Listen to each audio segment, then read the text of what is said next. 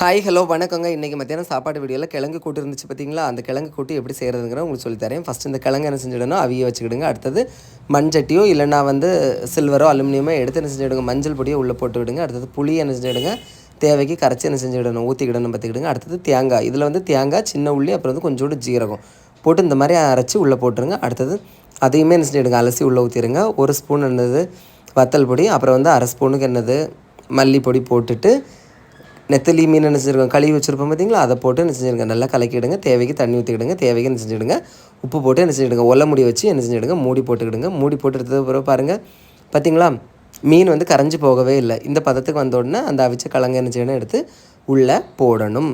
சரியா, உள்ளே போட்டுட்டு அப்படியே என்ன செஞ்சு கொஞ்சம் நேரம் மூடி வச்சுட்டு மறுபடியும் கருவேப்பிலையே கழுவி வச்சு திறந்து பார்த்தீங்கன்னா சூப்பரான நெத்தலி கிழங்கெல்லாம் போட்டு கூட்டு செம்ம டேஸ்ட்டாக இருக்கும் பார்த்துக்கிடுங்க. நான் அப்படியே டேஸ்ட்டு பார்த்தேன்.